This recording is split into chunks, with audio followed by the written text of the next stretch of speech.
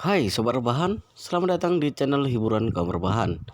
Admin akan melanjutkan membacakan sebuah cerita novel yang sangat menarik, yang sangat seru, yang sangat menghibur, yang sangat layak untuk diikuti dari awal hingga akhir. Tapi sebelum melanjutkannya, pastikan kalian sudah subscribe channel ini dan aktifkan lonceng notifikasinya agar tidak ketinggalan jika admin upload video terbaru. Jika kalian menyukai cerita-cerita seperti ini, jangan lupa like. Jika berkenan, share juga ke teman lainnya agar teman lainnya juga mendapatkan informasi hiburan di channel ini. Baik, kita lanjutkan di part ke-203 bertepatan dengan bab ke-958. Dia tidak mempedulikannya lagi. Setelah dia selesai berbicara, dia berbalik dan bersiap pergi. Jojoye mengejarnya dengan terhuyung-huyung sambil memarahinya.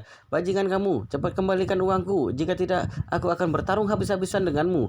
Gila, orang itu memakinya, naik ke mobil derek dan langsung pergi. Emosi Jojoye sangat tinggi karena dirinya tidak bisa mengejar orang itu, tapi orang itu telah pergi sehingga dirinya tidak berdaya. Keputusasaannya yang mendalam menggantikan kemarahannya tadi. Sekarang prioritas utama adalah bagaimana cara membayar 500.000 pinjaman berbunga tinggi itu. Pada saat ini dia merasa hidupnya hampir tidak ada harapan. Dia teringat pacarnya saat ini, Jang Juan. Jojoye adalah anak yatim, tidak ada orang tua sejak kecil, juga tidak ada kerabat. Dia bersusah payah berpacaran dengan Zhang Zuan sehingga dia merasa Zhang Zuan adalah satu-satunya kerabat dirinya.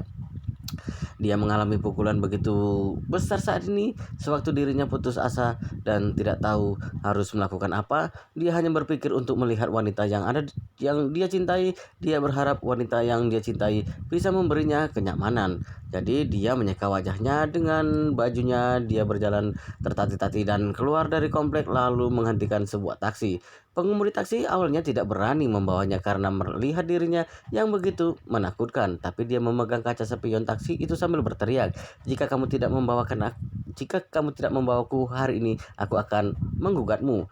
Pengemudi taksi tidak berani menolaknya terang-terangan sehingga membiarkan dan masuk dan mengantarkan dia ke tempat tinggal pacarnya yang dia sebutkan.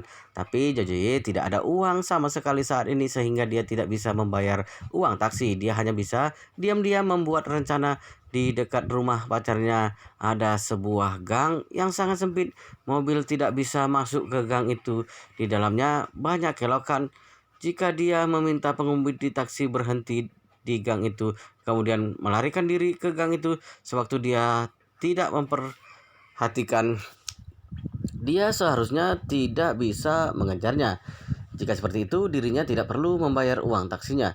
Jojoye akan melakukan apa yang dia pikirkan. Sewaktu hampir tiba di rumah pacarnya, dia meminta pengemudi itu berhenti di depan gang itu. Pengemudi mematikan argo dan berkata, "Total 45 yuan." Jojoye mengangguk dan dia membuka ponselnya. Dia membuka WeChat dan berkata, "Aku tidak ada uang tunai, aku transfer saja." Pengemudi langsung berkata, "Ada kode QR di WeChat di barisan belakang, kamu langsung pindahi saja." Jojoye pura-pura memindai kode QR lalu berpura-pura memainkan sejenak. Kemudian dia berkata, "Pak, aku sudah mentransfernya." Pengemudi berkata, aku tidak mendengar notifikasinya. Aku ada suara notifikasi." JJ sengaja berkata, "Mungkin internetnya kurang bagus, kamu akan segera menerimanya." Setelah itu JJ segera mendorong pintu dan berlari seperti orang gila ke dalam gang. Dia pikir dirinya akrab dengan gang ini dan bisa meninggalkan pengemudi ini setelah berputar sebentar. Dia tidak menduga kalau dirinya dipukul dengan begitu parah. Dia turun dan ingin kabur, tapi perutnya merasa sangat sakit. Dia tidak berdiri stabil dan jatuh. Pada saat ini pengemudi menemukan kalau dia ingin kabur, maka dia segera membuka pintu untuk mengejarnya dan menemukan Jojoye sudah terjatuh. Lalu dia berkata dengan marah, "Kamu masih belum bayar tapi sudah mau kabur. Cepat bayar dulu."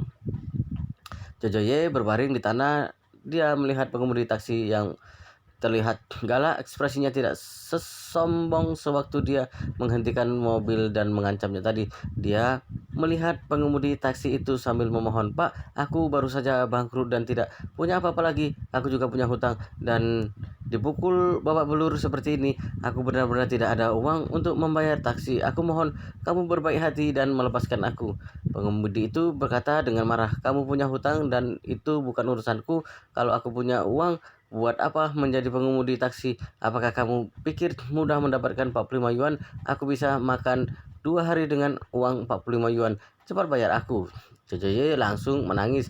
"Pak, aku benar-benar tidak ada uang. Aku juga tidak ada barang berharga di tubuhku. Aku mohon padamu dan kasihanilah aku." Pengemudi taksi berkata dengan dingin, "Tidak perlu memainkan trik ini denganku.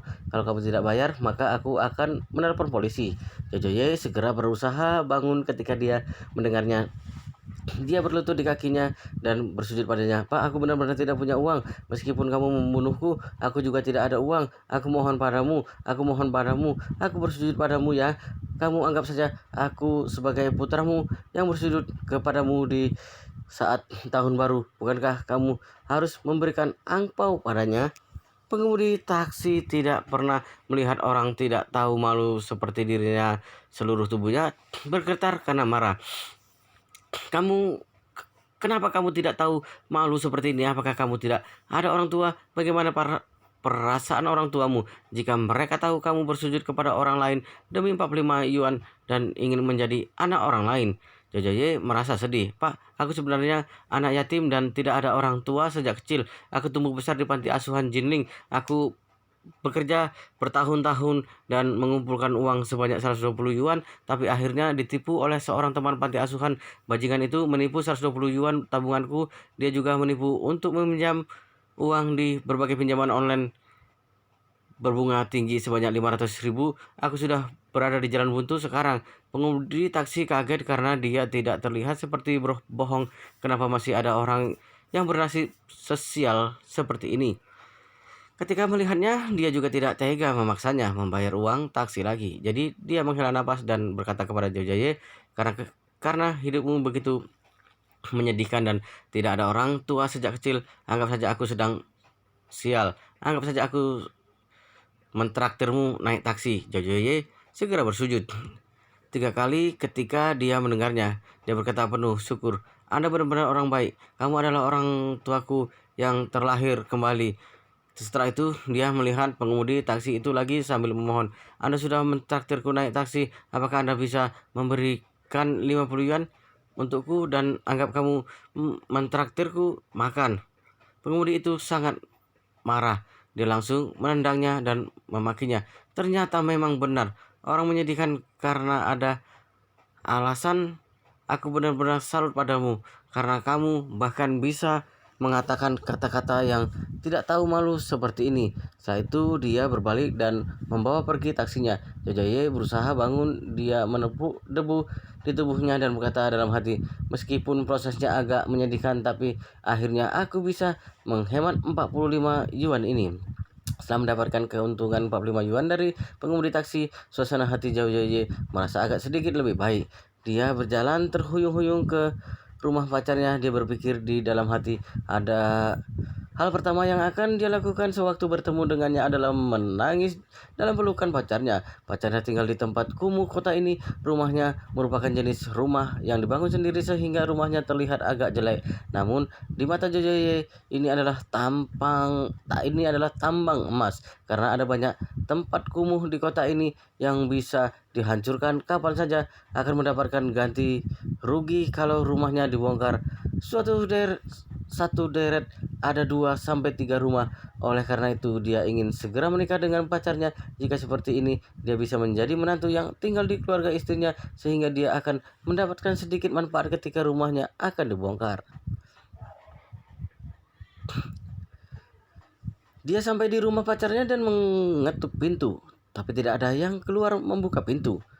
Dia tidak tahu kalau pacarnya Jang Juan sedang berada di kamarnya dan melakukan hal tidak bermoral dengan seorang pelanggan rokok palsunya. Dia melakukan panggilan WeChat padanya, tapi tidak ada balasan. Dia pikir pacarnya sudah tidur, kemudian dia menemukan kunci di bawah guci acar di depan pintu pacarnya. Ini adalah rahasia calon mertuanya yang ditemukan secara kebetulan. Karena sudah tua, maka orang akan sering lupa jadi calon mertuanya menyembunyikan kunci ini untuk berjaga-jaga. Tapi ini memberi kemudahan pada Jojoye. Setelah Jojoye mengambil kuncinya, dia membuka pintu dan masuk ke halaman kecil yang dibangun sendiri. Setelah masuk, pintu rumah tertutup rapi, tidak dikunci. Jadi Jojoye masuk ke dalam melewati ruangan tamu. Kemudian terdengar suara yang sangat aneh di dalam kamar. Itu seperti suara desahan pacarnya. Dia berjalan tertati-tati ke pintu. Dia merasa semakin aneh ketika mendengarnya. Karena selain terdengar suara pacarnya, juga terdengar suara seorang pria. Selain itu, ada ritme yang sangat gila. Dia memikirkan sesuatu lalu menendang pintu dengan marah. Dia melihat orang telanjang berpelukan bersama di atas ranjang. Orang yang ada di bawah adalah pacarnya. Jojoye sangat marah pada saat ini. Dia berteriak kencang, "Jang Juan, bajingan kamu, kenapa kamu mengkhianatiku?" Kedua orang di atas ranjang kaget, kemudian segera berbalik dan bersembunyi di dalam selimut.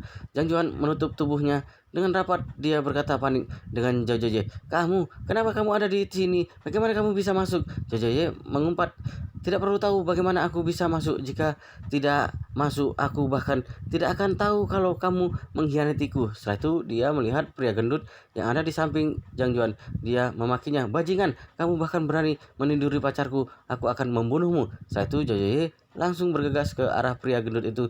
Tapi sebelum dirinya mendekat, pria gendut itu langsung menendangnya dari balik selimut. Tendangannya langsung membuatnya terguling keluar pintu. Dia mengumpat, "Ternyata kamu adalah sampah itu. Apakah Sejuan bisa bahagia kalau mengikutimu? Apakah bisa hidup bahagia? Apakah bisa hidup dengan baik? Katanya kamu tidak bisa menghasilkan banyak uang. Apakah kamu berharap Sejuan menafkahimu dengan mengandalkan menjual rokok palsu?" Yang Juan yang wajahnya panik bertanya, "Kak Liu, kenapa kamu bisa tahu aku menjual rokok palsu?" Pria gendut itu berkata penuh cinta, "Bodoh, aku telah menghisap rokok selama bertahun-tahun. Apakah aku tidak bisa membedakan rokok asli dengan rokok palsu?" Yang Jiwan semakin panik dan bertanya, "Kak Liu, kenapa kamu masih membelinya kalau kamu sudah tahu kalau itu rokok palsu? Kamu bahkan sekaligus membeli begitu banyak." Pria gendut itu mencolek dagunya dan berkata sambil tersenyum, "Aku merasa sayang padamu. Tidak masalah aku membeli beberapa rokok palsu. Aku akan merasa senang kalau kamu senang." Jang Juan terlihat tersipu. Dia segera masuk dalam pelukannya dan berkata dengan malu, "Kak Liu, kamu baik sekali denganku." Jang Joyo sedang berjuang untuk bangun pada saat ini. Hatinya penuh kebencian melihat pasangan anjing ini. Tidak diduga mereka berdua masih berani bermesraan pada saat ini. Bukankah sangat tidak tahu malu? Mereka sama sekali tidak memandangnya. Dia yang sudah penuh energi negatif dan terlihat akan runtuh, datang untuk mencari Jang Juan supaya bisa memberikan sedikit kenyamanan padanya. Siapa tahu dirinya sudah disindir sebelum sampai di rumah. Jang Juan juga ditendang. Karena tidak berdaya, maka Zhao Joye bersujud beberapa kali padanya. Ini membuat dirinya berada di ambang kehancuran. Tapi tanpa terduga, bom yang lebih besar ada di belakang. Dia tidak menyangka kalau wanita yang dia cintai mengkhianatinya. Dirinya benar-benar hampir gila ketika dia memikirkan hal ini. Dia sekarang sudah tidak memikirkan bagaimana membayar 500.000 pinjaman online berbunga tinggi itu lagi. Juga tidak memikirkan dirinya telah dipukul hari ini dan penghinaan yang dia dapat hari ini. Satu-satunya yang dia pikirkan adalah meminta pasangan anjing ini membayar harganya. Jadi dia merangkak dan mengambil pisau yang tajam dari dapur untuk membunuh pasangan anjing itu. Pada saat ini pria gendut bermagra Liu itu sudah memakai celananya dan berjalan keluar dari kamar tidur. Yang dia pikirkan adalah segera mengusir bajingan Jojoye itu pergi. Dia berjalan ke depan pintu dan menemukan kalau Jojoye sudah hilang. Dia awalnya berpikir kalau orang itu sudah pergi karena marah. Dia bersiap kembali ke kamar untuk memberitahukan kepada Zhang Juan. Tapi dia tiba-tiba merasa bagian belakang punggungnya terasa sakit. Pada saat ini Jojoye sudah menusukkan pisau itu ke punggungnya. Setelah itu Jojoye mencabut pisau itu dan mendorong pria gendut itu ke lantai lalu masuk ke dalam kamar. Pada saat ini Jang Juan yang ada di dalam kamar tidak memakai baju. Dia berbaring di ranjang sambil menunggu pria gendut bermarga Liu kembali karena mereka berdua masih belum selesai bertempur dan dihentikan oleh Zhao Joye. Dia masih menunggu selingkuhannya untuk mengusir Zhao Joye keluar kemudian melanjutkan permainan dengannya. Tapi dia tidak menyangka kalau orang yang masuk saat ini adalah Zhao Joye. Selain itu Zhao Joye juga memegang sebuah pisau di tangannya. Jang Juan kaget sehingga dia langsung membungkus dirinya dengan selimut dan bersembunyi di sudut ruangan. Dia berkata dengan panik, "Jojoye, apa yang kamu lakukan? Aku Jojoye mengertakkan gigi dan berkata dengan marah, "Aku akan membunuhmu karena kamu mengkhianatiku." Jang Juan berkata dengan dingin, "Aku beritahu kamu untuk jangan berbuat sembarangan. Polisi tidak akan melepaskanmu kalau terjadi sesuatu padaku."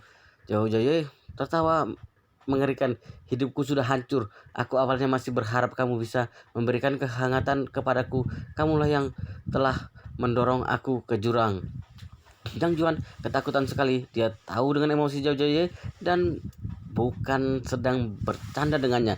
Jadi dia segera berteriak, "Kak Liu, Kak Liu, cepat selamatkan aku, Kak Liu." Zhao Joye tersenyum jahat. "Kak Liu, kamu sudah mati, aku bunuh. Sekarang giliranmu." Jang Juan baru melihat kalau pisau di tangannya sudah penuh darah. Dia hampir pingsan karena ketakutan. Dia menangis dan berkata kepada Zhao Joye, "Zhao Joye, aku mohon lepaskan aku. Aku tidak berniat mengkhianatimu. Kamu begitu mencintaiku. Apakah kamu tega melukaiku?" Zhao Joye tersenyum dingin dan berkata, "Maaf, aku tidak bisa mencintaimu lagi. Aku sekarang bahkan tidak mencintai diriku sendiri lagi, juga tidak mencintai dunia ini lagi. Jadi aku akan memintamu membayar harganya supaya kamu tahu kalau kamu bisa menindas siapa saja tapi tidak boleh menindas orang jujur." Saat itu Zhao Joye melangkah ke depannya. Jang Juan berteriak dengan putus asa, tapi teriakannya tiba-tiba terhenti. Pisau yang ada di tangan Zhao Joye sudah ditancapkan ke jantungnya. Melihat Jang Juan mati mengenaskan, Zhao Joye tercengang sekitar 5 menit.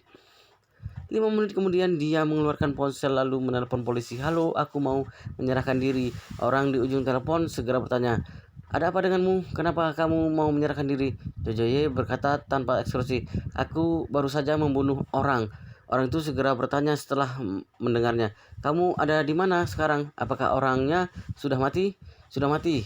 Jojoye melihat Jang Juan sekali lagi, kemudian menyebutkan alamat rumah Jang Juan. 10 menit kemudian, 2 mobil polisi dan 1 unit ambulan hampir datang pada saat bersamaan ke depan rumah Jang Juan. Polisi membawa dokter untuk masuk ke dalam. Mereka mengendalikan Jojoye terlebih dahulu dan memborgolnya. Kemudian dokter memeriksa kondisi keduanya.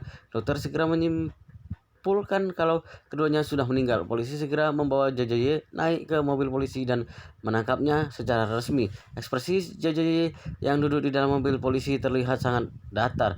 Dia tahu kalau hidupnya telah hancur. Dirinya sudah tidak peduli apakah selanjutnya dia akan mati atau hidup. Meskipun ekspresi terlihat acuh, tapi hatinya tetap merasa sakit dan tidak nyaman. Dia telah hidup menderita seumur hidup dan mencintai banyak orang dengan dia mencintai banyak orang dengan rendah diri, tapi tidak ada orang yang benar-benar mencintainya. Sebelumnya dia berpikir kalau Jang Juan adalah satu-satunya orang yang di dunia ini yang mencintainya. Inilah alasannya mengapa dia berusaha mati-matian menghasilkan uang yang cukup untuk memberikan mas kawin yang cukup bagi orang tua Zhang Juan lalu menikahinya untuk menjadi istrinya. Karena alasan inilah dia memberikan semua uang dan uang pinjaman online berbunga tinggi kepada Jiang Ming. Tapi saat dirinya membuka pintu kamar Zhang Juan, dia baru sadar kalau tidak ada yang mencintainya dalam hidupnya. Seperti kata pepatah, kematian tidak lebih besar dari hati yang sakit. Hati Jojoye sudah benar-benar mati sekarang. Pada saat ini, Yi Chen baru saja tiba di rumah. Securan segera bertanya ketika melihatnya pulang. "Kamu keluar pagi hari ini. Apakah kamu pergi membantu mencari anak-anak panti asuhan?" Ichen bertanya dengan penasaran. "Bagaimana kamu bisa tahu?" Securan berkata, "Seluruh internet telah heboh. Setelah aku melihat berita itu, aku tahu kalau kamu pasti keluar karena masalah ini." Ichen mengangguk dan berkata, "Aku mengajak beberapa teman masa kecil untuk pergi mencarinya. Tidak disangka ada orang misterius yang mengantarkan anak-anak itu kembali. Jadi sia-sia panik." Dia berkata seperti itu karena takut istrinya curiga. Kalau istrinya merasa yang berada di balik semua ini, dia takut Securan punya pendapat lain terhadapnya. Meskipun dirinya tidak membunuh orang secara langsung, tapi dia memerintahkan membunuh banyak orang. Ketika memikirkan ini, Yi Chen melihat Securan dia sengaja mengujinya, maka dia berkata, "Aku juga sudah melihat video hari ini, menakutkan sekali, banyak orang yang mati." Securan mengangguk dan berkata, "Lumayan menakutkan, tapi hatiku merasa lumayan nyaman melihat para geng pengemis itu dihukum, karena aku melihat banyak postingan di internet yang mengekspos perilaku geng pengemis. Orang-orang ini sangat jahat, mereka telah menghancurkan begitu banyak anak, tidak masalah kalau mereka mati." Ichen mengangguk setuju. Alasan mengapa dia meminta anak buah Cendekai menghabisi para geng pengemis dan pedagang manusia karena mereka pantas mati. Pada saat ini, Ichen menerima sebuah pemberitahuan. Kota ini baru saja memecahkan kasus pembunuhan yang disengaja. Tersangka telah ditangkap di tempat. Pada saat ini ada orang yang meng-add semua orang di dalam grup panti asuhan. Terjadi masalah pada Jojoye, dia membunuh orang dan telah ditangkap polisi. Beritanya telah disiarkan. Wow, ceritanya sangat seru guys, sangat menarik, sangat menghibur, sangat membuat penasaran jika tidak mengetahui cerita kelanjutannya. Tapi sepertinya di video ini, di part ini sampai di sini dulu. Kita akan lanjutkan di part berikutnya di video selanjutnya. Pastikan kalian sudah subscribe channel ini dan aktifkan lonceng notifikasinya agar tidak ketinggalan jika admin upload video terbaru. Jika kalian menyukai cerita seperti ini, pastikan kalian sudah like. Jika berkenan, share juga ke teman lainnya agar teman lainnya juga mendapatkan hiburan di channel ini. Baik, kita lanjutkan di part berikutnya di video selanjutnya.